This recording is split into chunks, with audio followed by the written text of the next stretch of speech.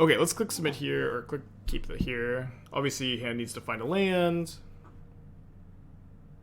I don't have my limited plan. I've played 2 limited qualifiers. I lost playing for my token 2 nights ago, and then I O2'd last night. I think Yawgmoth's a good choice. But I still have another week to get the limited token. I'll be grinding it. Hopefully. Hey, Destructo. Happy birthday, right? Today? Yeah, happy birthday today. I think I take the map. This, like, Saga's always kind of scary. Rest of their hand's not too scary. And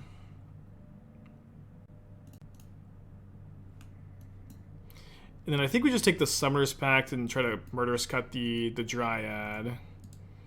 Could technically Murderous Cut this turn. Murderous Cut also helpful in this matchup, being able to kill Titan. Okay, now we can Murderous Cut Grazer. Just kidding. So their hand is Dryad, Forest, Mystery card. Wouldn't hate drawing a land, so I think I'm not gonna fetch here. Land would help us grow a Shadow.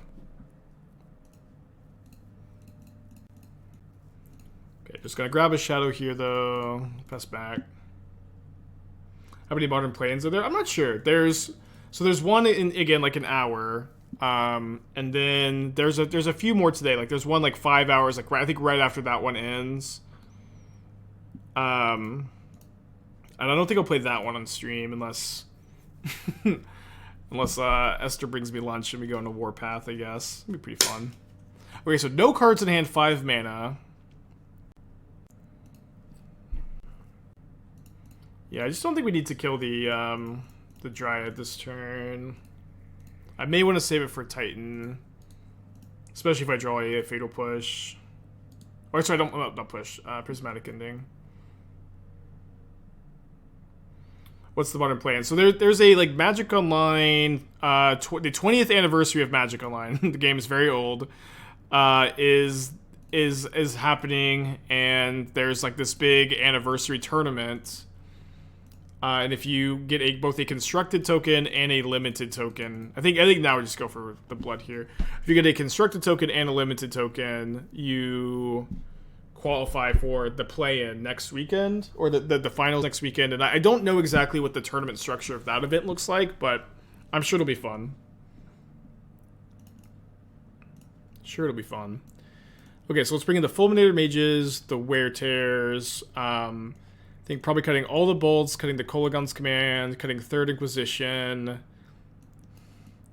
And then Unearths are good because we're bringing in the Fulminator Mages. I think I may want to do something like go down Season Pyromancer, bring in the extra Prismatic Endings. And then one card I'm always like just so unsure of against Titan is Giant Killer, if this is a card I want or not. It's like pretty bad to draw. You don't tutor it that often. How do you get a token? You have to go 4-1 or better in one of the constructed or limited qualifiers. I think I'm not going to play it, but it's a conversation. Yeah, I think it's a bit too slow. We 4-1 the last league. We lost a 4-color Omnath, but 4-1. One-shot Millennia. Awesome. Do Givers matter this matchup? Yeah, they can like punch through the green blockers. I like the Givers usually. What do you think about playing Apostle's Blessing? You can't play Apostle's Blessing and keep Obosh. Primetime equals Giant. It's called Giant Killer. How could you not play it? The most well thought out argument for playing a card I've ever seen in a Twitch chat.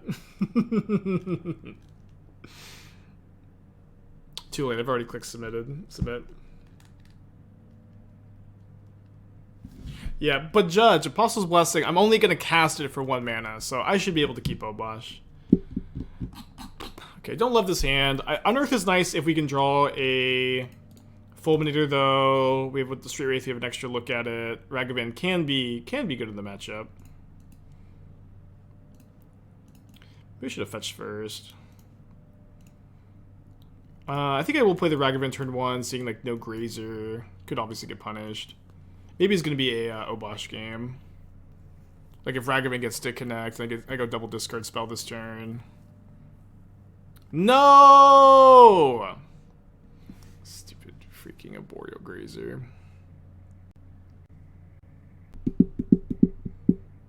Floats mana, then unfloats it. Okay. I retract my no. Yeah, I'll just take the 3 drops and then fulminate them off of the Titan. Was Orzhov Charm ever in the build? I've played Orzhov Charm and white-black base Shadow in the past, but again, like Obosh is really good. It's like one of the better companions, and you are really incentivized to not lose the Obosh. I know that basically every chat suggestion so far has been for an even costed card, but I'm trying to keep the Obosh. I'll probably try to save this for the Gruul Turf. We'll see what happens. Their hand is Gruul Turf Titan mystery card. That's the mystery card. Definitely wanting to save this for the turf. Oh, what? I guess they're just taking the trade, trying to draw a bounce land. I guess that makes sense, actually. But the Unearth is gonna stop them from top decking a bounce land. Now, obviously, I could Thoughtseize the Titan too.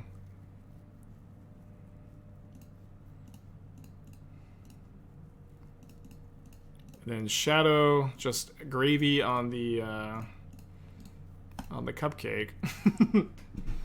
On the thing you'd never put gravy on. Okay. Might have to fulminate the Saga, especially because they don't have a Titan in hand to top deck a bounce land. But I can at least attack first. There's no real reason to fulminate now.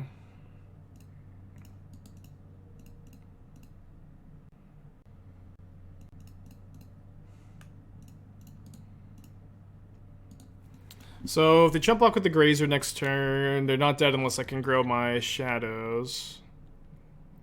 Yeah, but just like with no cards in hand, they just don't have top decks here.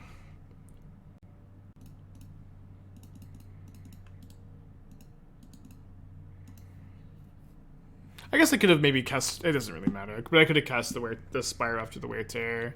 They don't even think about surviving here. Okay, fast matches today. Sorcery speed disenchant effects are kind of awkward in Modern and the format in general, though, where you mostly want those effects to be instant speed because they're so much better against Hammer to be instants. I think I'm playing basic Mountain on turn 1, so that way I can get Sacred Foundry, Godless Shrine, and be able to cast all my spells. I like this deck. I'm not sure how to play it. Grixis Dash Shadow play it. Not sure how to play Mardu. I don't think it's, super duper different, necessarily. Rogran Triumph, Polluted Delta.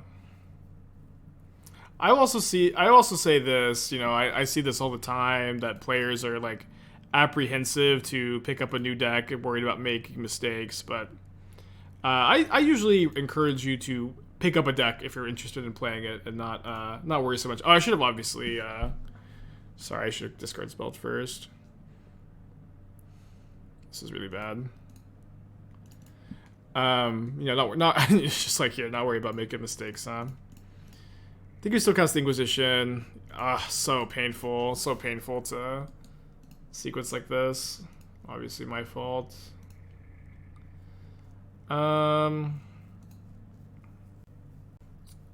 I cast the Thoughtseize. I think I cast the Thoughtseize. It's close, though.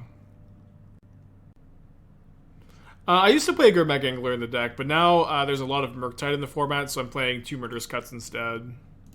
I used to play it. I think I want to take a hit from the Shark token and then bolt it into turn. But I do want to take the hit for Shadow. Oh, they don't want to attack. Smart. Okay, I'd love to draw a 1 mana spell here. Guess that counts. Although, would I rather bolt my opponent or... Okay, they top deck counterspell. That's okay. We've got Obosh, we got Seasoned Pyromancer, got Unearth in the deck. A lot of draws here. Opponent's got their Castle Vantress, though. Let's see what we draw. Monkey. Okay, I think I'm just going to play Ragavan, put Obosh in the hand. Not that the dash would be bad, but if they drew a removal spell, they blank my turn pretty well, and it uses my mana pretty efficiently.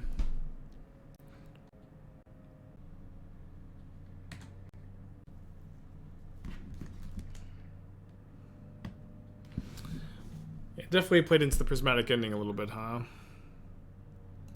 And the Murderous Cut's about the worst draw on the deck. Alright, rough stuff, pass back. Thankfully, they can't scribe. That does mean their last card in hand is a spell. Rough. What am I playing? I think I'm going to play the Delver deck in the Pioneer Challenge. That's definitely been the deck I've been having the most success with in Pioneer. And I do always like to play... well, I do always like to play, like, you know, new brews and challenges on the weekend. The problem is, like, lately I feel like this year I've done better than I have any year with like keeping up the quantity in brews, which is kind of crazy to think about because like MH2 came out last year, but I feel like this year I've done like a really good job of like keeping the brews flowing. But I've also like had a lot of weekend obligations, and I've played less weekend tournaments this year also. So a bit of give and a bit of take. Good dress down. I think Goldspin Dragon's too clunky for Pioneer. I've trophied with Goldspin Dragon and Pioneer, I think. It's a playable card. Let's bring the standing desk up. Is 7 discard spells better than 6? Well, I'm playing 7 discard spells in this deck, so I would say I think so. It's obvious. It's also like, again, like you can have these conversations all day. These like super mind-numbing conversations about the number of discard spells, the split of removal. I have reasons for playing my split, but it's also like I just find it so boring usually to like debate it on end. They're targeting the counter spell. It's interesting. And then they don't block. Okay, well, I'm just not gonna play anything into the counter spell. Oh, people want me to cast the Murderous Cut before blocks? Yeah, there's this brand new card to Fairy Time Reveler out there. They're gonna bounce? They're gonna bounce the Snapcaster. Okay, well, weird.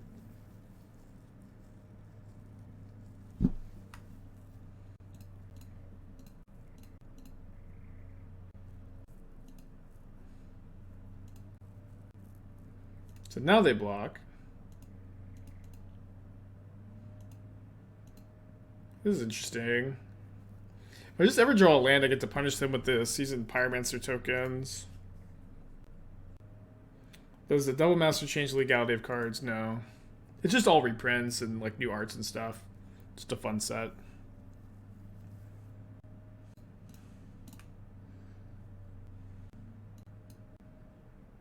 Oh, that's true for Pauper. That's true. Pauper, actually probably super impactful for Pauper. Pauper's so weird. Just like so weird that the set is just so dominated by like these master set cards, right? It's like all master set cards and like old cards. Where they're playing Opt. Usually if you're going to play Snapcaster Mage in your control decks, you usually need to play Opt. Okay. Targeting my Solitude, or sorry, my Ranger Captain. This would turn my Shadow into a 4/4, but it would also mean I'm not dying to like random Typhoon. I'm not dying to like a couple of Fire Ices, and I feel like this being a 4/4 is fine on this board. So I think I'm gonna let this happen. Oh, yeah. Opt over consider, so you don't have to bend your win conditions. Yeah. I don't know if that was the question of opt versus consider. Okay, Hall of the Storm Giants. Prismatic Ending. Okay, glad I chose to gain the life, I guess.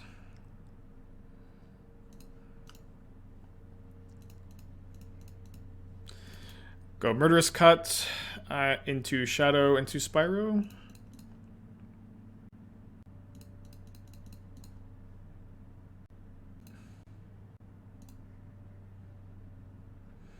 Into Giver of Runes? I guess so. I don't think I would want to go to 2 because they're playing Fire Ice, but they don't usually play Lightning Bolt.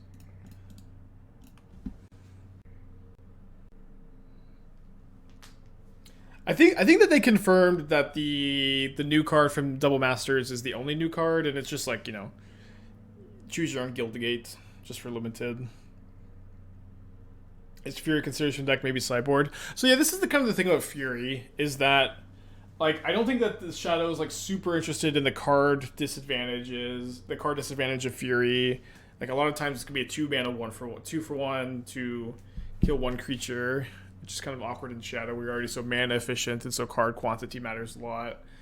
And then there really aren't that many decks that you want Fury in the sideboard for. Like it's like Yawgmoth Hammer Time, or and like obscure decks like humans. Like maybe you would bring it in against Burn, but it's really like not that many decks that you want it for.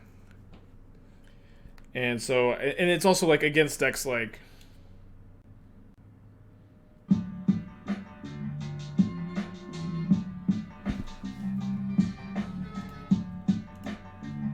I think I'm just gonna play Giver Flashback Spyro. Solitude? Why are we saying? I mean, we're just talking about what the worst case scenario would be. Probably can't beat a Solitude, I agree. Conman, thank you for the 18 months. I think I play the Giver so I can like present lethal through Hall of the Storm Giants jump blocking. Any interested no banless modern? I once ran a no banless modern tournament on the stream. I don't really have that much interest in it though. Where like the reality is no banless modern is very much unreal. Unreal. Oh my gosh. I'm dead. So you're limited only players, so I'm looking for every local RPG. Awesome, awesome. Good luck, good luck. Yeah, but the thing is, like, right now, every no banless modern tournament is everybody like just playing their like untuned pet decks, which is fine. Like, there's nothing wrong with that, but it's just not that interesting to me. Some people really like it, good for them. Just not really for me, I think. Don't know if I want all these Fulminator mages, but I think like I just kind of have to make room, cutting the Murderous Cuts and the Prismatic Ending. Just put like 3. We had Spyro in the yard. They stole Giver of Runes so that they could give the Hall of the Storm Giants protection from red and kill me. Obviously, like, yeah, we were dead to the protection from red on the Hall. Make me do it? I don't know. People always say this, right? Like, make him do it. Make him do it. I know it's the Reed Duke School of Thought. My opponent stole the Giver of Runes, I think, very clearly so that they could take this line to protect the Hall of the Storm Giants. And, you know, I'm also streaming. I'm trying to keep the stream fast-paced. I'm not trying to be all slow and agonize. Oh, no, this is so bad for me, but I guess I gotta make him do it and waste, you know, 30 seconds of my time and then waste 30 seconds times 1,200, you know, for you guys. I'm just okay on stream conceding in a random league, you know what I mean? Like, I did this, like, this is like, I don't usually make my opponent have to walk through the steps. I think it's better to keep the stream fast paced. It's good EV for me. Speaking of good EV, obviously I really want to play the Fulminated Mage, but the problem is they just fetch a basic, so I think I instead Thoughtseize, like maybe Fulminated plus Unearth next turn.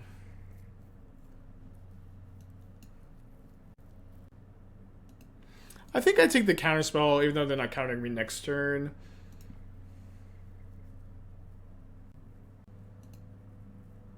We'll be able to play the castle. Okay. That's fine. Yeah, but they're not casting the counterspell because they're killing the Ragavan, then I get to fulminate them. And then I guess play a second Ragavan. And they would have needed to draw another red source or white source to get rid of the Ragavan.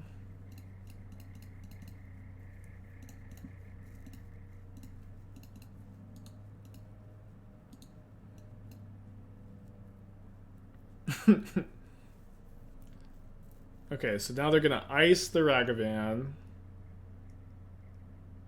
Then we unearth Fulminator Mage, put Obosh in the hand. They didn't ice Ragavan.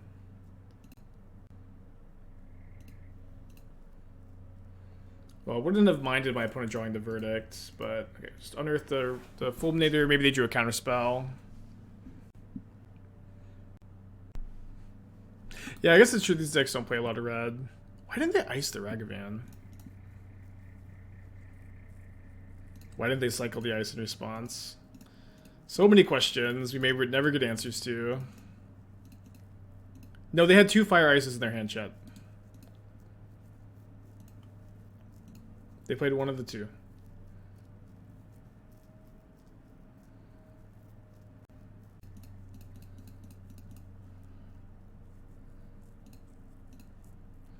I don't know much of the format. Are no banless tournaments typically dominated by Eldrazi and Infect? Well, like, the reality with no banless tournaments is, like, this is the take.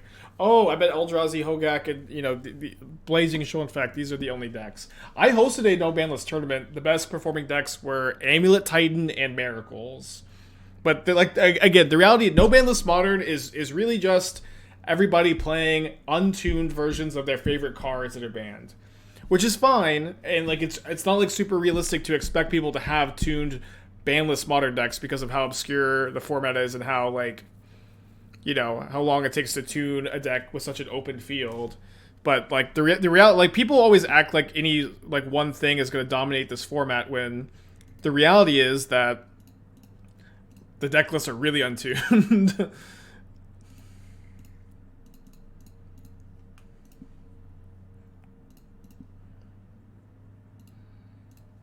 Yeah, it's very. Did SNC have no best smarter open at one point? Sure, yeah.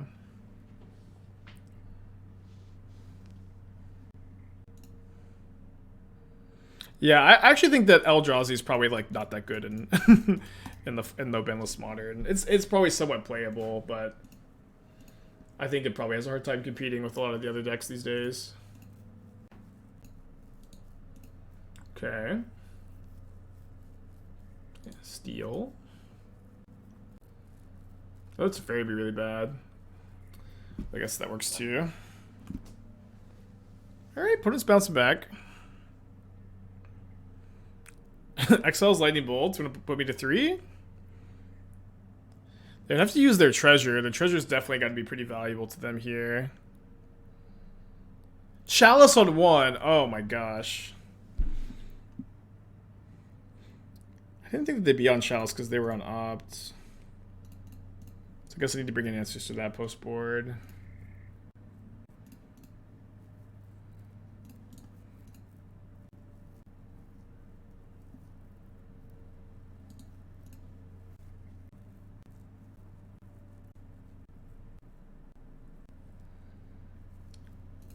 So let's see if this resolves first.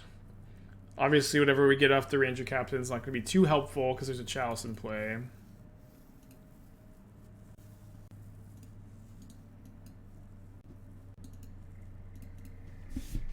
Three mana, 3/3, baby.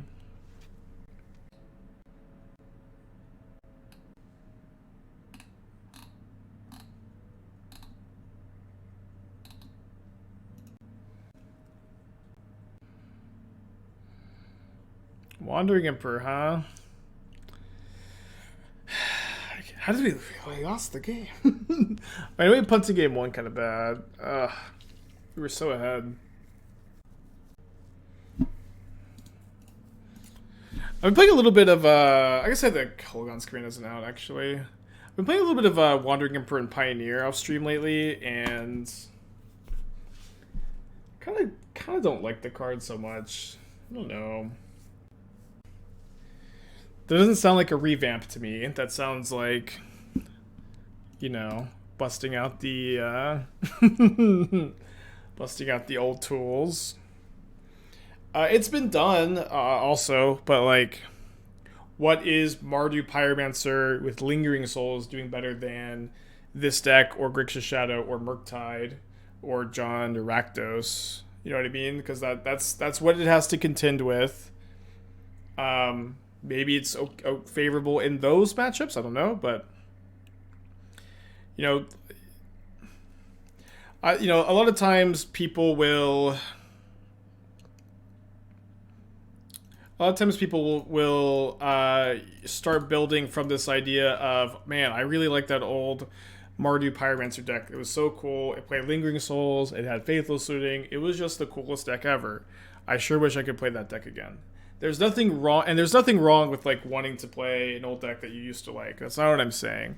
But I'm saying if you want to try to competitively brew in a format, in Modern, in any format, your good ideas will not be like, oh, what if we just try to play this deck from 2016 and 2022 because I liked it.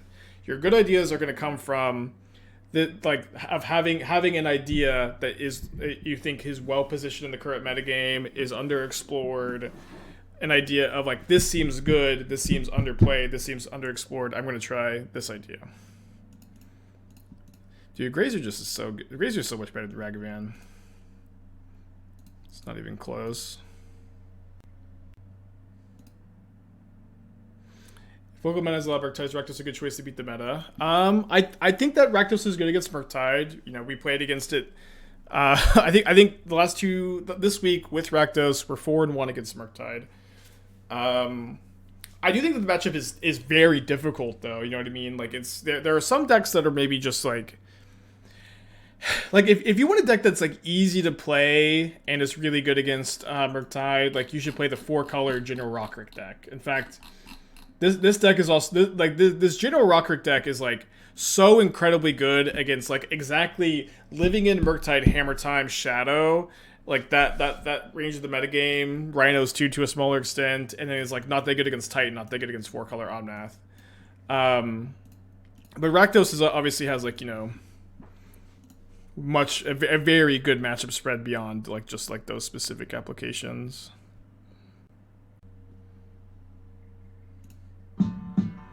Squee with the 13 months, appreciate you. Do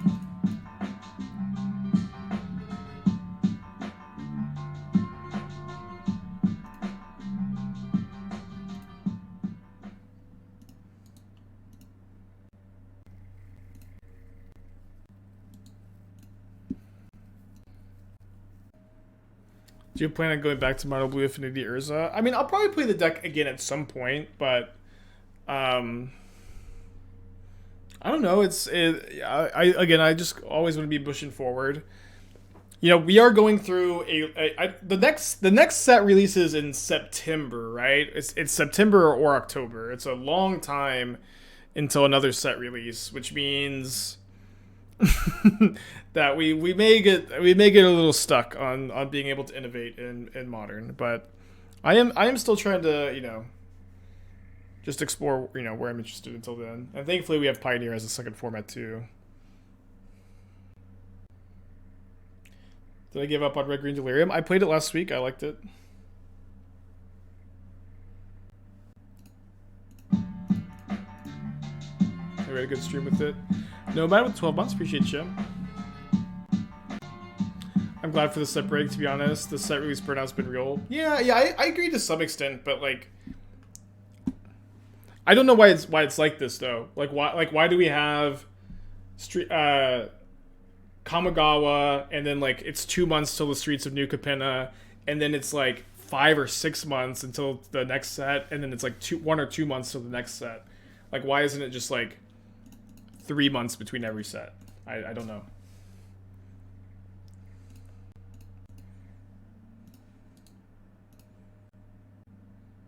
Like that would both help Burnout and and you know, wanting new cards. Summers for Commander, I guess. Watsy thinks summers are bad for sales. I think Watsy probably thinks summers are bad for sales because they've historically released core set in the summers, and core sets suck. Would probably be my guess. Is Lord of the Rings set releasing in time? I think that Lord of the Rings is next year, but I'm not sure. I think the next set is Brothers War, right? And then it's like the My Little Pony IP crossover or something. Last few core sets were good. I don't know. Last few core sets had some like Field of the Field of the Dead, Omnath, Veil of Summer. I wasn't a huge fan of the last few core sets. They do not. New sets do not sell on summer. Sure, I believe it. I'm just, what do I know, huh? What do I know? Probably just kill the Dryad and attack here. We have to kill the Dryad anyways because of the Valakut. Even if they do have a Titan. They changed the schedule last year to make this the norm. Do you remember the stutter step with Val and mid? That sounds kind of familiar. Maybe I'll take a vacation in the summers, huh? Thankfully, the streets of New Capenna ended up being really deep for constructed, but I don't know. Next set release, it's September right now. I think Brothers War is September. Or sorry, it's June right now. We have like 3 months to go for another set release. Although we got some qualifiers and stuff. We got some stuff to do. Deck Tech for Turnpike. Post a look in chat. I can take a look. Well, got really lucky that my Titan opponent just didn't have it. That doesn't happen too often. This is how I sideboarded last time. I think I feel pretty good about it. We did beat Titan earlier. Vegas in October. Yeah, I'm going to try to go to that. Subtle Blade. You have to play at least 3 Teferi. 2 Teferi's madness. Probably cutting a Force of Negation.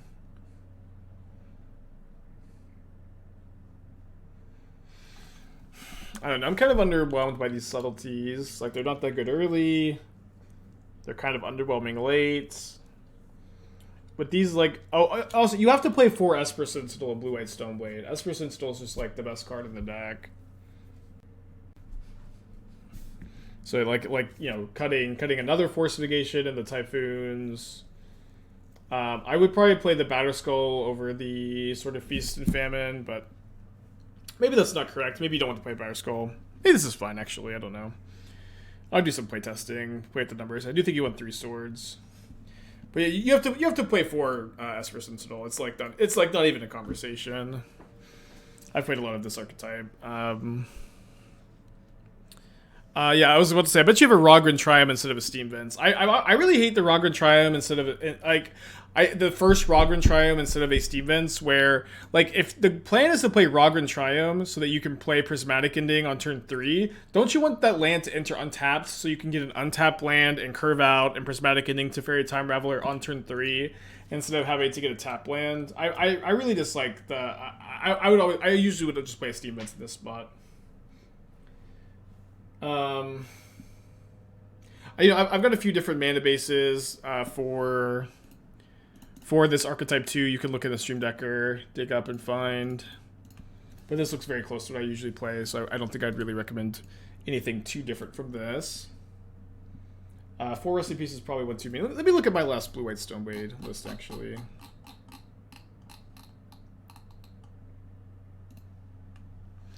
Yeah, it looked like this. I was playing Spreading Seas. I was trying out Wandering Emperor too.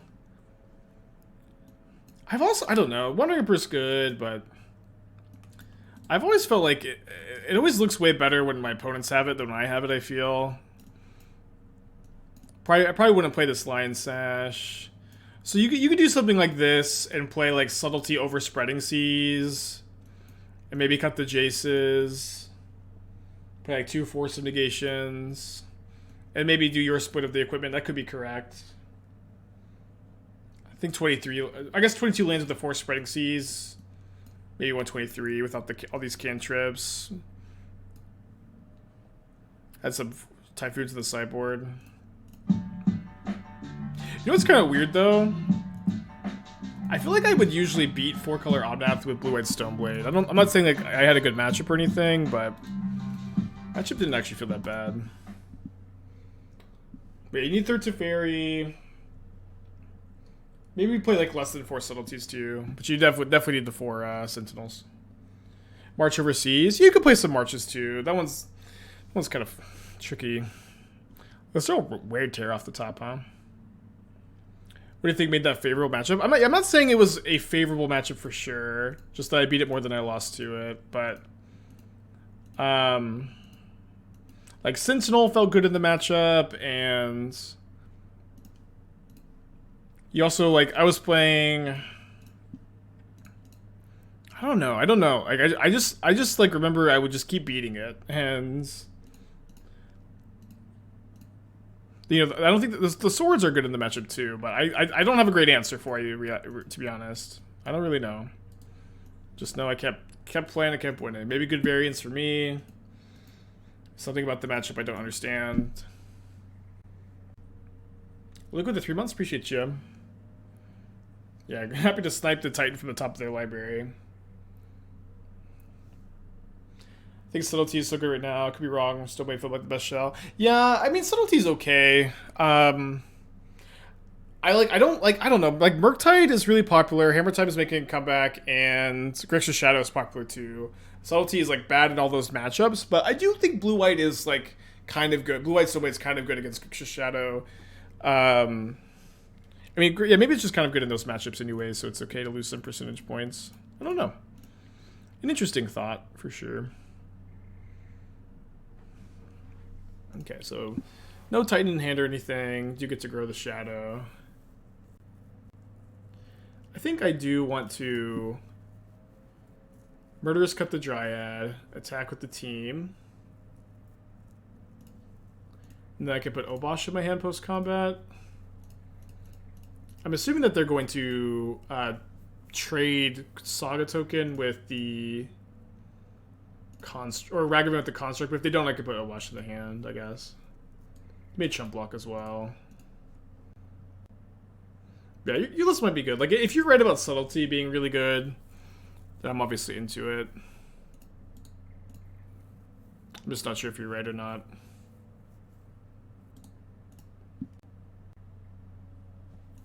We're going to travel around Texas this summer for our SQs or stick to the Dallas area. The Dallas area is actually, like, by far the best place for Magic historically. Also, like, traveling around Texas, like, like, with, like, you know, if I, like, Austin is 3 hours away, Houston is, like, 5 or 6 hour drive away, gas is, like, $5 a gallon, so. And there's also plenty of RCQs in my area, so I don't think I'm going to be traveling for them. Green Linen, 21 months, appreciate you. What if they take it? Then I put Obosh in my hand, and I'm pretty happy, I think. One off lethal on the crackback? Yeah, but they have to top deck an artifact, or they have to top deck exactly Amulet of Vigor to kill me. I'm not, like, really worried about it. Yeah, the drive down there is also really bad. And like in the 100-degree Texas summer, $5 a gallon, driving to Houston, which is just like the sweaty armpit of Texas. No thanks. I'm okay. I don't know if I've ever told... oh, you're defending that line play. I see. Another day, another arguing with Shadow, who's agreeing with me. I don't think I've ever told this story on stream before, but it was like before COVID... one of Esther's friends was getting... okay. I guess I have to start the story a little bit earlier.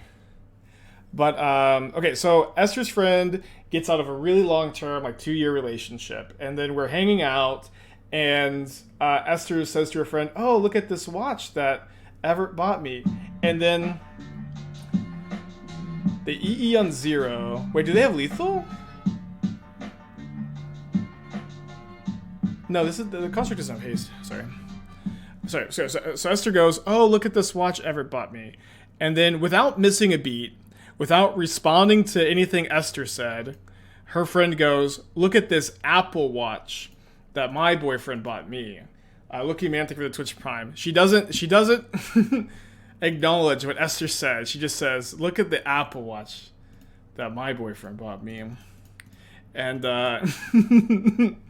and so I was kind of mad, or not mad, but you know, I don't know, annoyed, I guess. And so I said, and so I don't know how exactly this conversation happened, but I made a bet with Esther that if her and her new boyfriend broke up, I would buy Esther an Apple Watch, and then if they got married, Esther would buy me if they got married, I would buy Esther an Apple Watch, and if they broke up, she would buy me an Apple Watch. Kind of a mean-spirited bet, if I'm being honest, but it was kind of funny, I think, at the time. And then it's like 2 months later. It's like literally 2 months later. And Esther goes, "So what were the terms of that bet again?" And I'm like really happy. I'm like really excited because surely if it's 2 months later and she's asking what the terms of the bet are, I've won the bet. No. They're getting married. They're having they tap Radiant Fountain, but I think they messed this up. They're getting married.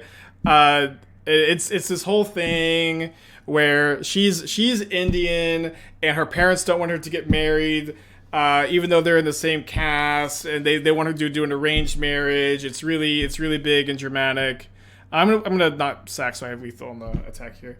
It's big, dramatic thing, and so she's decided to get married to him in secret on the beach in Galveston. And so me and Esther, we make the drive from the DFW area to Galveston. We get up really early. We get there at like noon. We get up at like 4 a.m. or something. We get there at noon, and I'm thinking this is a wedding. This is a perfect time, right? Because we've got the tournament's about to start in 2 minutes. It's the play-in tournament for the constructed token. So it's a wedding on the beach at like noon, right? It's really hot. It's like 95 degrees or something. And so I'm assuming everybody's going to be wearing swimwear, but everybody else is wearing suits and dresses. I've always been like this deck is fine. This deck is fine. I've always been kind of partial to like the mono blue version though that we were working on post Kamigawa.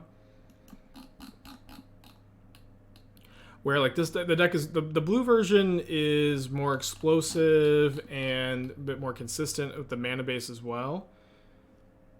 Okay, looks like we're playing against Grixis Shadow, which I think is probably good for Mardu. Hold on, let me find that list. Yeah, like, playing Hard Evidence, Moonsnare, and Springleaf Drum. Like, Moonsnare is really hard to play in blue-white. It's very good in mono-blue.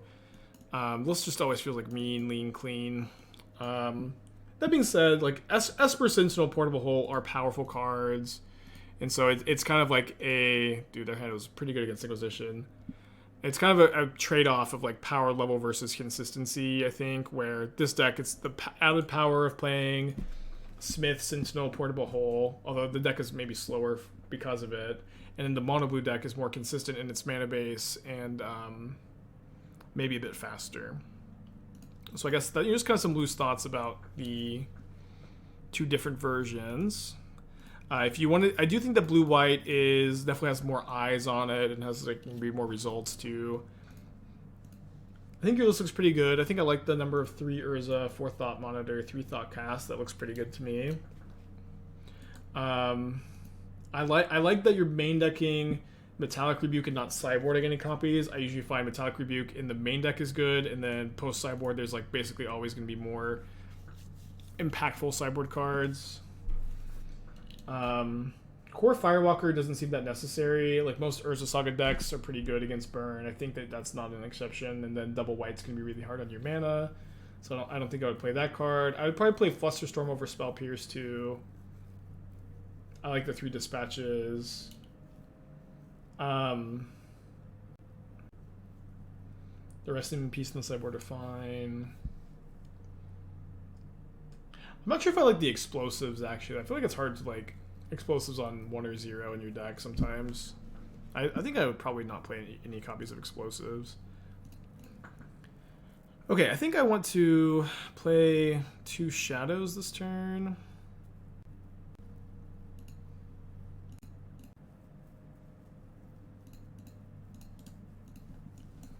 Anything else? Yeah, I think I want to cut the Firewalkers. Oh, I would also probably play Ashiok over Damping Sphere too. I was always liking Ashiok a lot. Like maybe 3 Ashioks even. Jacob, the 2 months, appreciate you. And then like you're going to be cold against Tron no matter what because they're a Karn deck. And I think you just kind of have to dodge that matchup. Yeah, so we got the Firewalkers, 2 Damping Sphere, 3 Ashiok, and then no Flusterstorm, 3 Spell Pierce, I think. The 1 March is fine. You could cut that. You could also cut the explosives and play like 4th Flusterstorm or maybe 4th Ashiok if Titan's popular. Okay. Probably just attack, play Ranger Captain, see what they do. But I kind of want to save Unearth for after they Kroxa, and I kind of don't want to trigger. I kind of would rather Murderous cut Kroxa instead of Shredder. Although maybe weird that they cast Kroxa instead of Shredder too. Or cast Shredder instead of Kroxa. But yeah, I think the main deck also looks really good, by the way. I really like the main deck. Weird jump block. Jacob, 2 months. Prediction for next league. So we currently have a prediction for 4-1 or better in the play-in. And 4-1 or better in the play-in would result in our constructed token to try to make the finals for next week. Jojo with the 24 months. Happy 2 years. I think that's the second 2-year resub today, which is cool. Always love to see, like, you know, this, like, really long time resubs happen on the same day. Can Affinity grind against Money Pile? Yeah, you can. You can. I actually think that Money Pile is probably, like, a pretty reasonable matchup for Affinity. Okay, so Ranger Captain into Kroxa, and then I'll discard the Spyro with the potential to unearth it. Machine 26 months, I'm all in. Let's go. We are 1-0. Someone say long time resubs. You'll love to see it. You'll love to see it.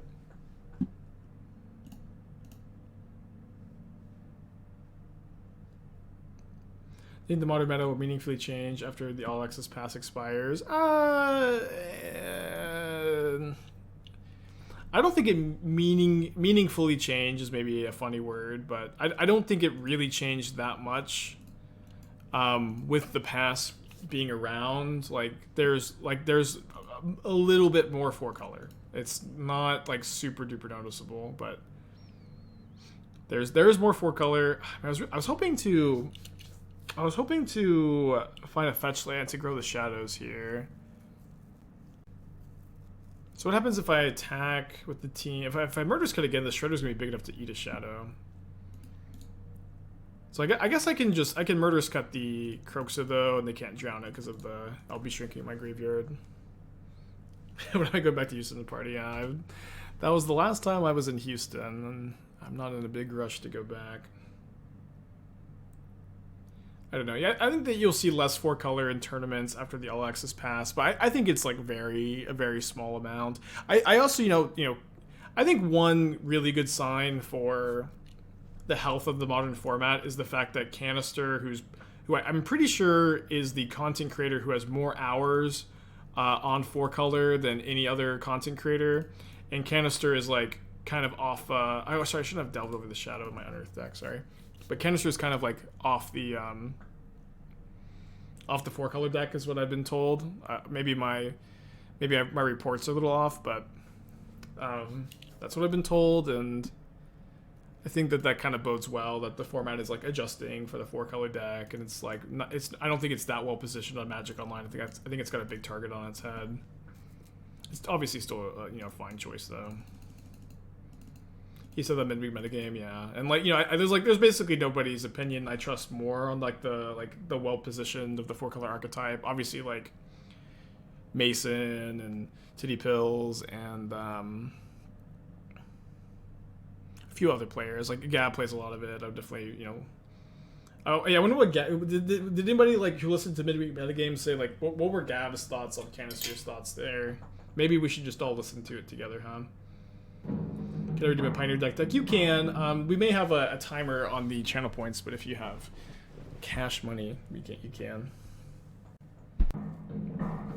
I also, in my experience though, like the 4-color deck has been really good in the paper metagame, because I think the paper metagame has like a higher proportion of like blue-white control, Ragavan, Shadow, Hammer Time, like all decks that 4-color are really good against. I think that there's like those decks are kind of overrepresented in paper. Okay, I can keep this on the draw against Grixis Shadow, I think.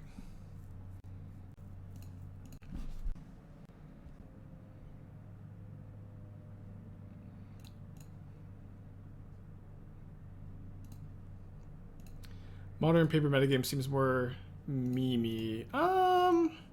People always use that word, memey, and I feel like everybody's got a slightly different definition of what they mean, but I would definitely say the paper metagame has felt a little like softer than the Magic Online metagame on average, but that's always been the case. Even before COVID, like like Magic Online has always been like a more competitive environment than paper. Like obviously like paper Pro Tours is a different beast, but like I would say like the average like Magic Online Modern Challenge is like softer than your average or harder than your average like Modern GP. I'll have more players in the GP. I think Blue Living In is a good deck choice in Jeskai Control Tron meta. Living In is not that good against Control. I'm not actually really sure how the Tron matchup is, but it's probably okay. Probably getting a tap land here.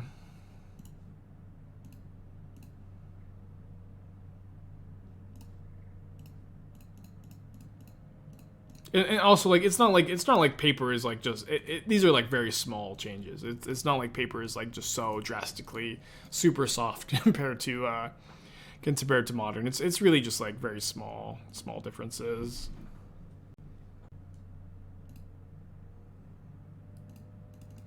So it looks like they have a potential drown in the lock here. So I think I like the line of fetching Blood Crypt, Murderous Cut, then casting Ranger Captain to blank the drown. Can I show the General Rockrick deck? If you dig deep enough in the stream deck, it's there. Got deck for NVME. You can also rewind the VOD. There's also, I think, a guide on Channel Fireball for it. It's a deck I liked a lot. I've had several trophies with it too. It was good during the trophy race for a little bit. What decks am I bringing Collective Brutality besides Burn? It's really just for the Burn matchup. Like with the Rakdos list. Okay. I'm feeling generous. Get your screenshotter. I'm not going to rewind again, but screenshotter general. Sorry, not this one. Don't screenshot that one. Screenshot. 5, 4, 3, 2, 1. With this list, like I feel very comfortable with my sideboard plans for Murktide, Hammer Time, Omnath, Living End, Rhinos, Grixis Shadow, Blue White Control. I feel like really good about like Tron. I feel really good about my like sideboarding against those decks, and so like beyond that, you kind of have to like pick a deck for like those last two sideboard slots. And I think right now it makes sense to pick either Amulet Titan or Burn, and I think that Amulet Titan and Burn are pretty evenly represented. But I also think that you have a pretty good. You're not bad against Titan without Ashiok. The Titan matchup is like maybe like pretty close without it, but I wouldn't describe it as a bad matchup without Ashiok. And I think like I just want to hedge a little bit more for Burn, but like those two sideboard cards feel very much like very flexible flex spots. My off-esper returns. I'm not off of it. I just have got a lot of other irons in the fire. This deck is actually a great example where like this deck is a deck I was really liking a lot during the post-Luris metagame. I thought it was it was very powerful. We had like two like really impressive streams with it. I had a mediocre finish with it at a paper tournament, and it never really picked up in popularity after that. And but I feel like this deck has been like good, like reasonable and viable for a long time, and we're kind of circling back to it now. I think the Esper Food deck is one of the very few decks in Modern that I feel that is great against 4-color, slightly favored against Murktide, slightly favored against Hammer Time with the White Splash. People keep saying it's good against Living End. I think it's really close against Living End, but like the overall matchup spread is one that I'm really happy with in this current metagame, and I think it has like a really unique matchup spread that like not a lot of other decks can boast. Okay, so here my opponent's been holding up Drown. So what I'm going to do is sack the Ranger Captain to either make them drown the Giver or not use the Drown at all. And And then I can just go Unearth Ranger Captain, play another Shadow, play a Forge Tinder. Can you swap out Springleaf Drum for Brainstone and Asthma Shredder Food deck? You need the Springleaf Drum to have a density of white sources for your splash. So the only way you could do that is if you were, if you were not splashing white. But I think you should splash white, and I also think that the deck doesn't, you know, like in the Jund Saga deck, I think it makes more sense because you're playing Rin and 6. The Brainstone's maybe not terrible there, but I don't think it's super necessary. It's a cool idea, though. Co6, thank you for the 7 months. Built mono black, 4x Archon deck of paper, resubbing, support more deck development. Thank you, thank you. I like the deck a lot. Glad there's some believers in it. So I should block. Could double block here. It's kind of bad against removal spell. Could triple block. Could chump with Forge Tinder. Kind of like a chump with a Forge Tinder. No, we don't have Phyrexian Unlife in the sideboard, but that is kind of a cool idea. 5 matches in progress over here in the play-in event. Dead Death Shadow. Puts at 7 life. Another Shadow. Not great. Not great. Okay. So let's play Seasoned Pyromancer.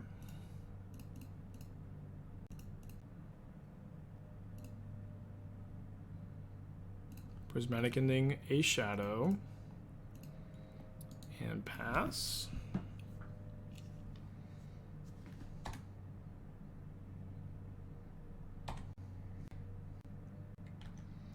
How do I feel about the Eldrazi Prison Tron top 8 challenge last weekend? I haven't seen it. I am like loosely familiar with that archetype. It has like popped up every once in a while. Maybe I'll just go chump here. Actually, just don't want to play into removal spell super hard. I've seen that deck in the past. I haven't seen like the most recent like top 8 list. I can take a look because I'm pretty sure the Susurrus was the user who was playing this deck a bunch before. I think I have to cycle. I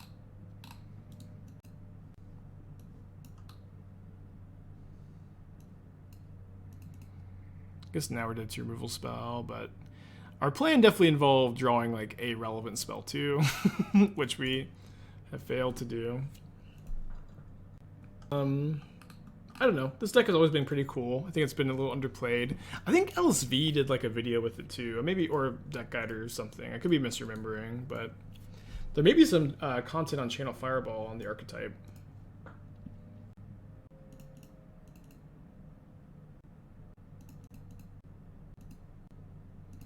Thoughts on Esper Persist Reanimator? I think that archetype's fine. You know, I won a challenge with it one time. It's kind of like near and dear to my heart. There's also like, but the thing about Reanimator right now is like there's a ton of graveyard hate with like Hearst being printed into the format and like Living End and Murktide having targets on their head to some extent.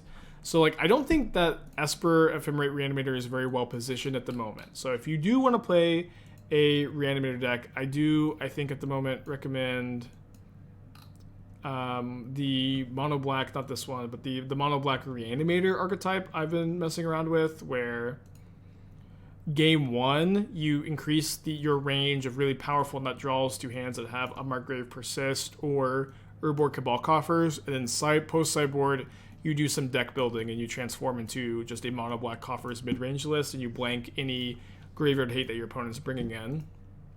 And some matchups you'll keep in the Archon plan though, like most notably against Living End, and Living End was like kind of a tough matchup before this deck's game plan. But that has been the Reanimator deck I've been liking the most lately, and I think it makes the most sense too with, again, the amount of graveyard hate.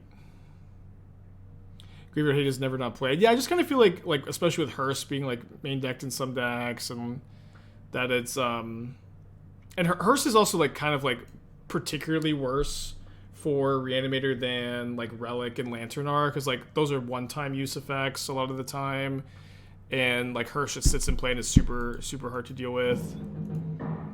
But I feel like right now it's like particularly bad for Reanimator. Yeah, this is in between rounds right now.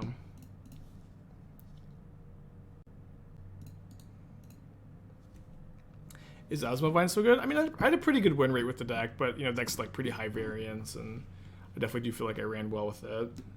But, you know, that's a good deck to run well with.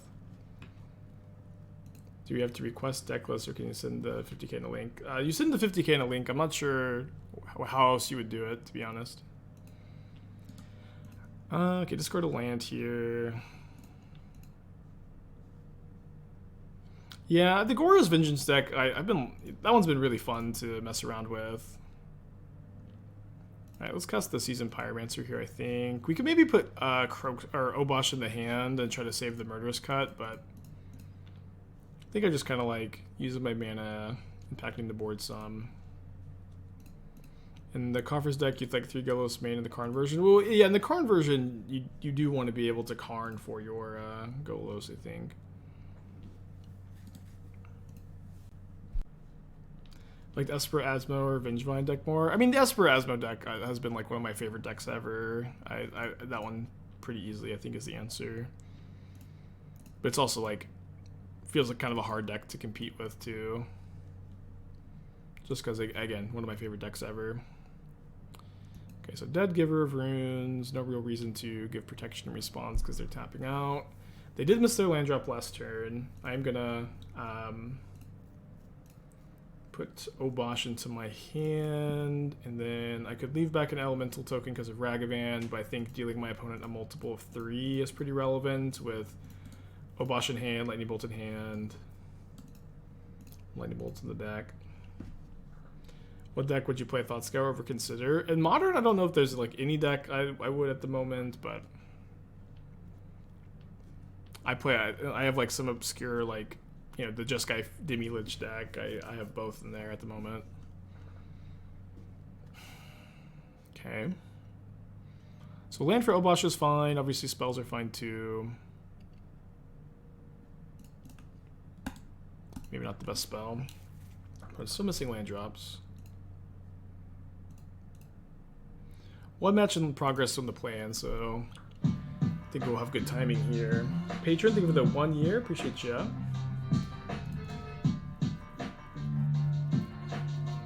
Probably have to chump here.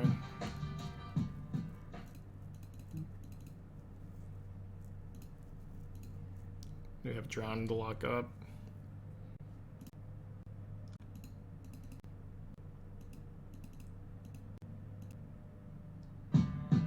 Cuddle Bones, the 4 months. Thank you, thank you.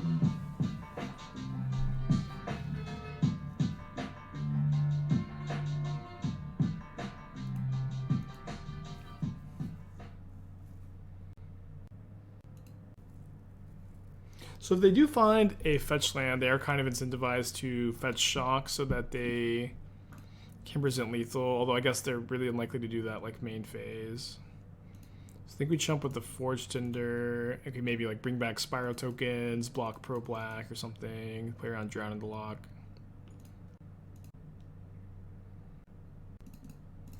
Okay, really good pickup. Budget regions can run Marsh Flats and Verdants for the fetches in the Reanimator deck. That should be fine, yeah. If you're talking about the mono black, any black fetch land is exactly the same. Consider end of last turn, chumping the token to bolt the DRC. Maybe I should have, yeah. Probably should have bolted the shadow, yeah. They're shocking.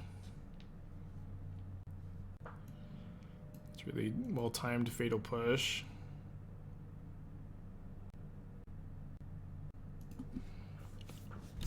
Alright, let's draw a Lightning Bolt.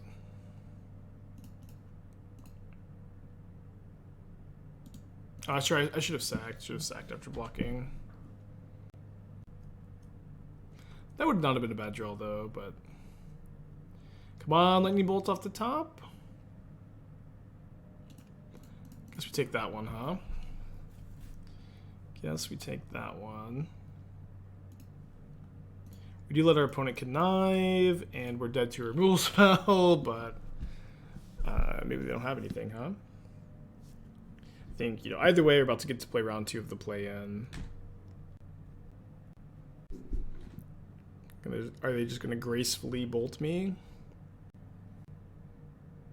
Gracefully Kolagons command me. Yeah, I kind of did everything there. I bet we have Lightning Bolt on top. You know, I've obviously spent a lot of time messing around with, this hand's kind of weak. We do have Obosh. Whatever.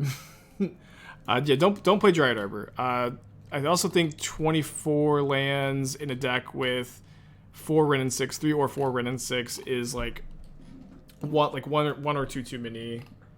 You're probably gonna want to be playing like I think in like Charming Jund with like 3 Wrenn and 6s. I usually recommend 22. Although you could potentially like I think 23 would be fine as well, depending on like how many cycle lands you play. Like I think maybe 23 with 2 1-mana cycle lands is what the ones I like too. I also like, this is also like super common in like these Jund decks too, is that players are going to be playing Nurturing Peatland to go with Wrenn and 6, but the 1-mana cycle lands are so much better. They're so much better, where you just cycle it every single time. Oh, embarrassing, the Ragavan here.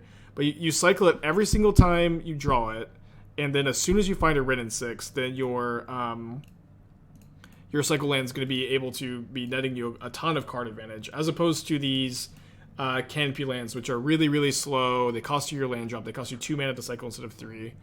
I also think I would play like the full 4 copies of Riveteer's Charm before I played the first Terminate. Like the main reason to main deck Terminate in Modern is to hedge against Murktide, right? But Riveteer's Charm is a good answer to Murktide, while also providing you like a lot of late game card advantage. So I'd play the 4th copy of this before the first Terminate. I wouldn't play any Abrupt Decays. You also have Grist and Liliana for Murktide too, so I think you just like generally don't need to main deck it. Although I may recommend like playing that extra season Pyromancer over the Grist for whatever that's worth. And then yeah, I also think you should not play Dothy Voidwalker, I think, in the main deck, or maybe at all, where wanting to play Voidwalker and Wrenn and 6 and wanting black and red-green on turn 2 is just not that easy. It's easier to do with the Triome. It is like, you know, it is not like the craziest color requirements in the format maybe, but I do usually think it's like awkward enough that I'm not that into it. I think I'm actually going to take Indulgence over Expressive Iteration so they can't discard this Archon. And then I will, I think, just Hard Evidence as well. Yeah, so I play the 4th Ragavan over the Voidwalker, like, super easily. Cut Decay, Terminate for the full 4 Riveteer's Charm. Probably cut Grist for 3rd Spiral, but you can play 1 Grist also, it'd be fine. I would also like, the Turoks that I think are probably one of the sideboard again because of the mana considerations. Don't play Dryad Arbor. And if you're cutting the Crocuses, maybe that's how you just cut those for Spyros too.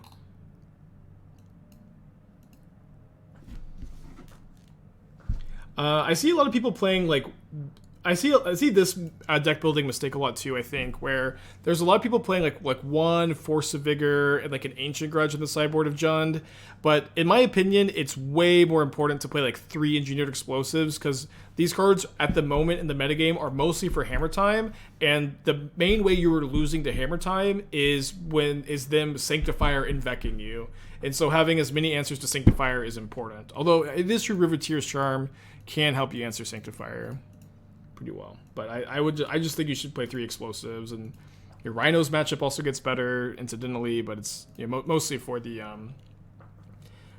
Sanctifier. Those are my thoughts. Enjoy making dinner, Master. Thank you for the 10 months. Appreciate you. They finished the Burmo Psycho. Which color combos would see Modern play? I mean, the blue-white one would be way too good, I think, or maybe not way too good, but it would be, you know, Tundra, unfetchable Tundra. For blue-white control.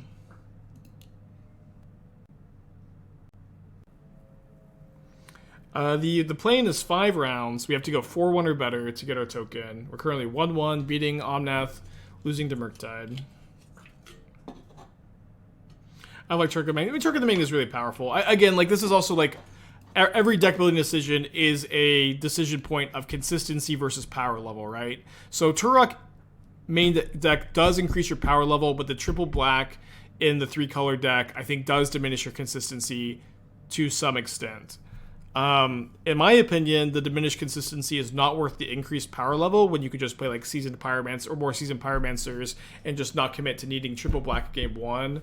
And then the matchups where you bring in Turok, you can fetch and shock more aggressively because you're the aggro decks in those matchups, and so it's easier to support post board. But if you disagree and you're of the opinion that the increased power level is worth the diminished consistency, that's like a reasonable stance to have, and you keep the Turoks in.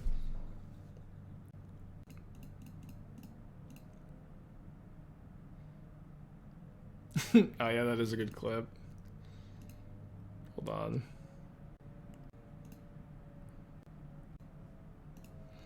I think Ranger Captain's pretty sick too. I'll probably sack it at the beginning of my opponent's next upkeep. After I get this shadow.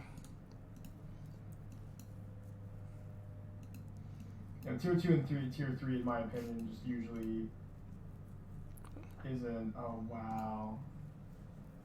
The dream. Is in reference to like.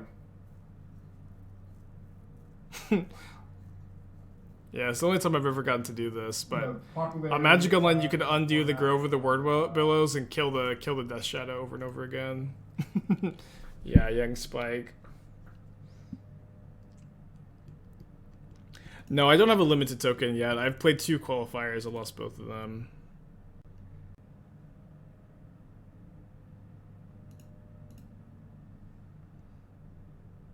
Streamins, what I raid, Legend of Anakin, gameplay, cosplay streamer.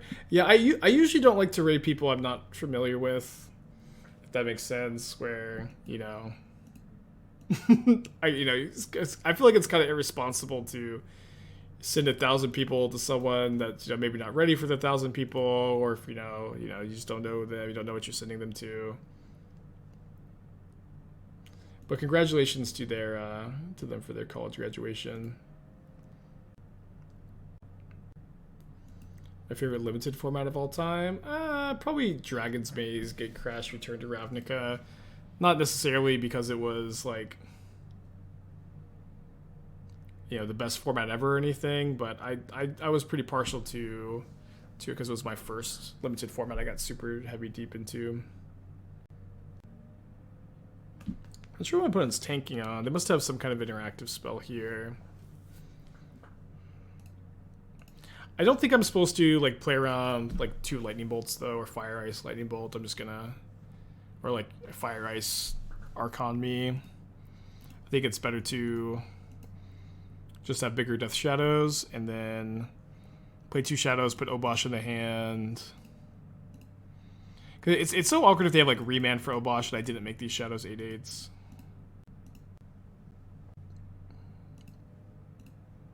Especially with the Ranger Captain sack, like they have no way to get an Archon into play this turn.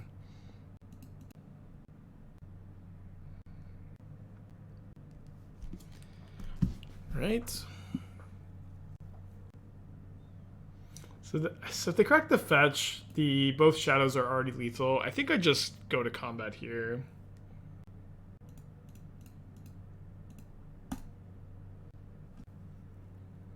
Attack with Crab. Be cool to attack with the Crab and win with a pump spell on it.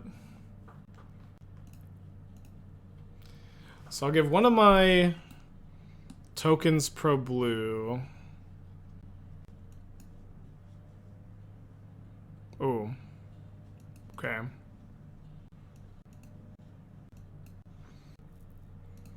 So I think I'm supposed to shock the dwarf token, return shadow.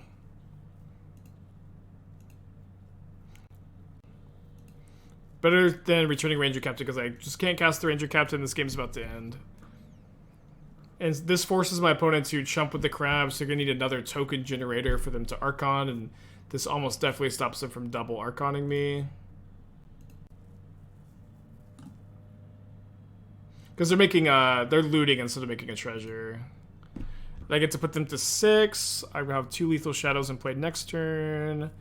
I've got a somewhat useless Obosh in hand.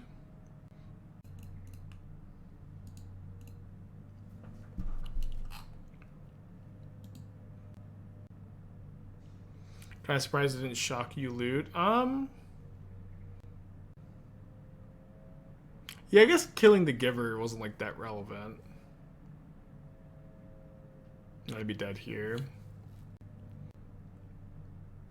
Yeah, looks like they're gonna go Creativity the Dwarf. I sack my crab token. Sorry, crab. Discard the Obosh. But they're gonna need a Fire, Ice, or Persist to kill me, right? I don't think we've cast Obosh today. Maybe one time. It hasn't been that relevant today. It's been more relevant in the past. Oh, they're gonna Creativity and kill my shadows. Okay. Okay. So let me turn off auto yields because I might want to Murderous Cut the Obosh. I guess we just discard the Street Wraith. My opponent's dead, right? They go to 8. No, they're not dead. They're not dead. Wow. I mean, Street Wraith is useless. I'll discard that. I need to draw Murderous Cut exactly? Oh man, not that. Well played, opponent. Good beats.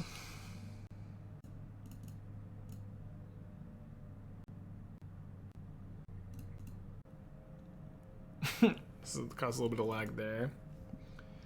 Okay, so on the draw, or on the play against Creativity, Giant Killer's probably okay. They're playing Persist, so I think I want to bring in the Relics, although a Relic can be kind of easy for them to play around, I think. I don't want Prismatic Ending. I do want Murderous Cut. Maybe if I have Murderous Cut, I don't need the Giant Killer, too. That's probably true. I think I'll just submit this. Don't think I need to sideboard too much. What is this event? So there's a big tournament next weekend, and there's a bunch of qualifiers for this tournament. You need to 4-1 or better in a constructed event and a limited event to get a limited and constructed token to qualify. I don't have either yet, although I just started like 2 days ago trying to get one. So this is my first constructed event too. Although this is a league in between rounds of the event. Actually switch up the title. But we're currently 1-1. We beat Omnath, lost to Murktide. The format is MH2 sealed. Dude, I played almost no MH2 limited. Oh no. I'll figure it out. It'll be fine.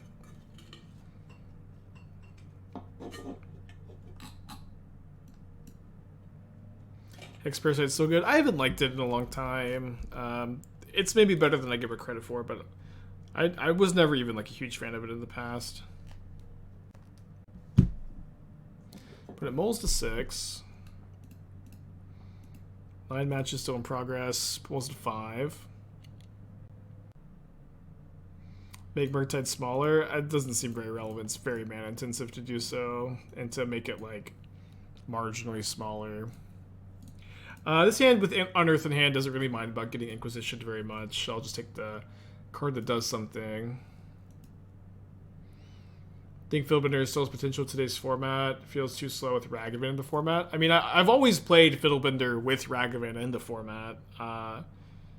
But yeah, it's always been a deck I've liked to some extent, and a different version somewhat recently top 8 at a challenge too.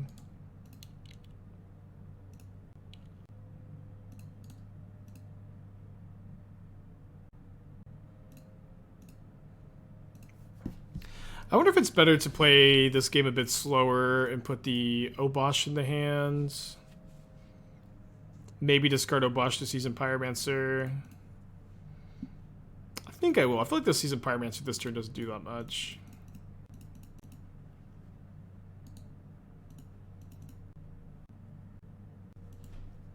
The last card in hand is just a Blood Crypt, although they have the Clue token. This line does seem like it may have been a little worse into the Inquisition, but that's fine. This like Grixis creativity list just plays Inquisition, no Thoughtseize, right? Am I remembering that correctly? So I don't think that that's correct. Thank you, Esther. Esther's making a bit of a pit stop here. I want the pretty ones. Yeah, Esther had 2 pairs of chopsticks in her hand. One pretty and one normal. I grabbed those because they were closer to me, and she like grabbed them. I didn't let him take it. Yeah. This is a wasabi flavored seafood. Wow. Be good. How's it going? It's going. I'm 1-1. If I had drawn perfectly and played perfectly, I would have won, though. So if you lose again, you're gonna drop? Yeah.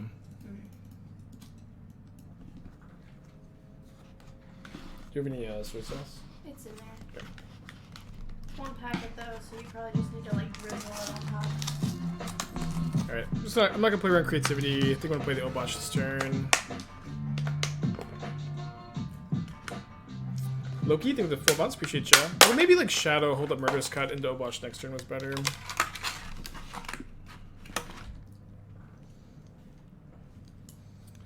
I'm gonna play the play-ins of the weekend. Modern. What should I play? Elementals, Living End, Murktide. All pretty good decks. Probably Living End.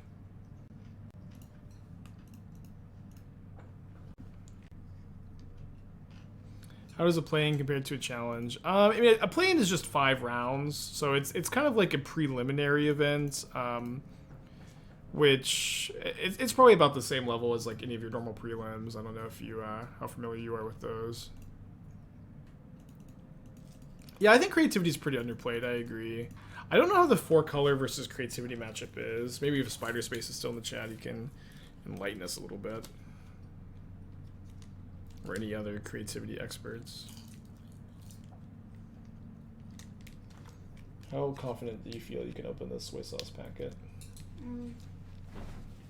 I think that's something. I use scissors on mine, but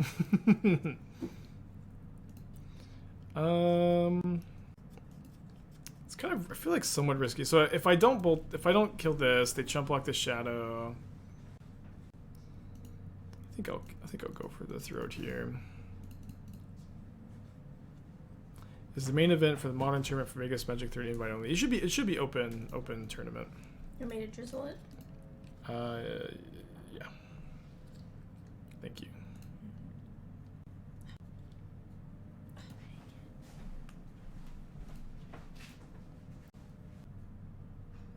Archon creativity's favored versus elementals.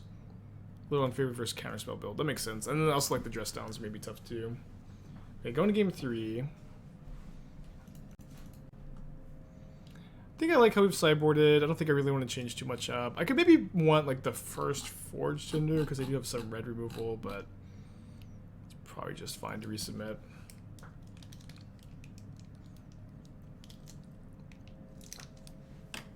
Thank you. Did you get your thing fixed at the mechanic? Yeah. Yeah. Not the squeaking, the dragging. Esther's been driving with like shit hanging off under her car for like a couple months. Yeah, a couple of months. Like yeah, only 2 months, right? Oh. Maybe a little more. Maybe like 5. Maybe like 4 or 6. 4 to 6.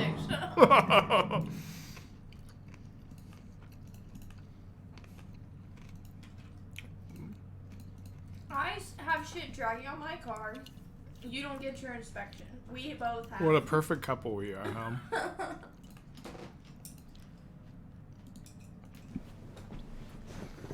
Alright, could maybe have taken the Prismari command, just left them with all removal, but kind of feels like more important to fight through the removal. I'm pretty likely to play a Shadow next turn and then hold the Ragavan to discard to Spyro instead of just playing it into the crap.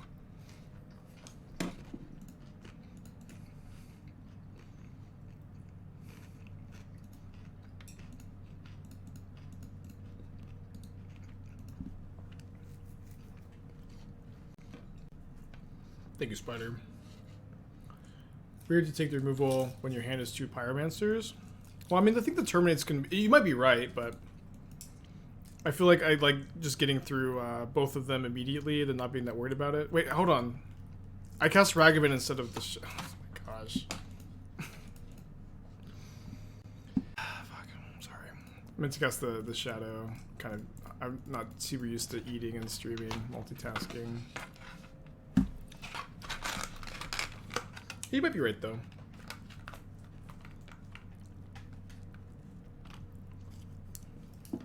Way worse to play it like this. I do think I'm gonna keep the relic because they have the Prismari command persist. But I think with knowing about the terminate, I'll discard Shadow Spyro. Sorry, just a league match. We'll bring the heat for the play-in. Is the sushi good? No. It's grocery sushi. Yeah, it's like grocery store sushi. I went to Sprouts for the first time. I still like Whole Foods better, you know why? Why? Because when you go into Whole Foods, the smell of all these beautiful soaps, and it's just such a good smell in Whole Foods. Sprouts did not have that smell.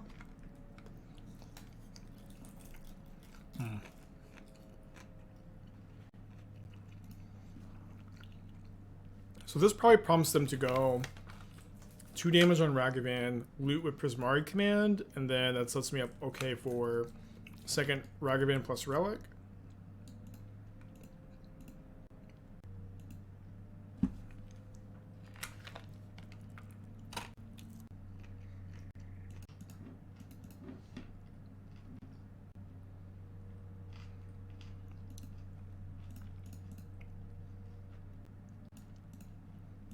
Alright, despite my questionable plays, they're going to be okay. And then, how many rounds left in the plan?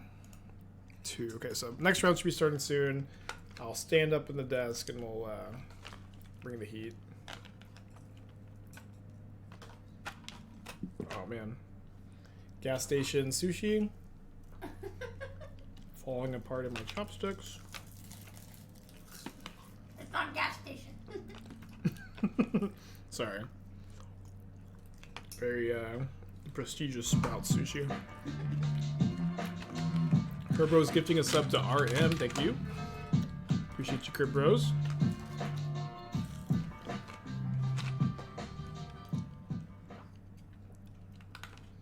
Then they still have the Terminate for the Ragavan.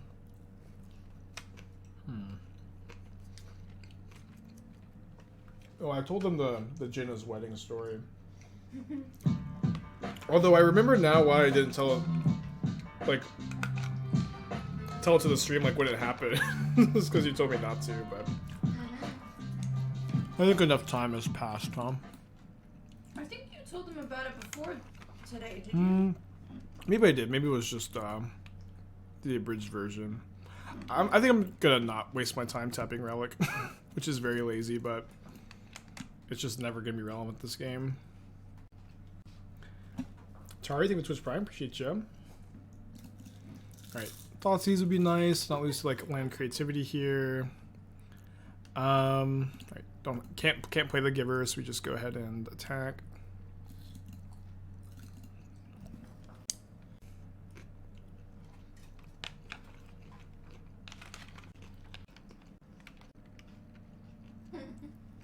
Okay. Thank you, Esther. Sorry for eating, chat. I know. I basically never do it, but during these like long tournament days, White, blue, I need the fuel or I can't think. white, blue, black, green, red, What? green. Asked a very important question. Would I lump Buc-ee's in with other gas stations? I don't know. I really don't love the Buc-ee's cult that is Texas. It's just like it's just like it's just like Walmart. You know what I mean? Like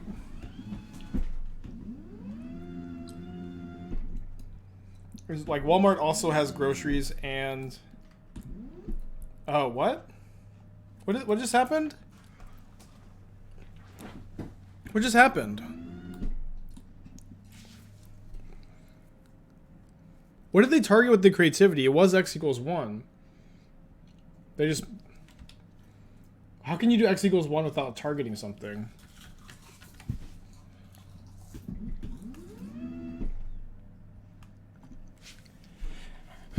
Destroy X target artifacts or creatures. And it says in the game log, X was 1. Obviously it was a misclick. I'm just trying to figure out how that happened.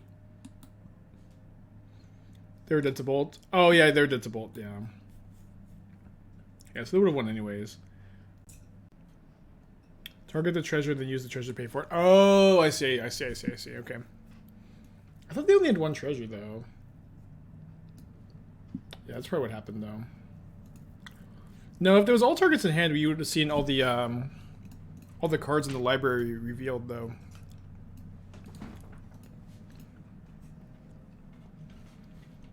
Crux of... I haven't seen this... Wait, there was a mystical archive Crux of Fates?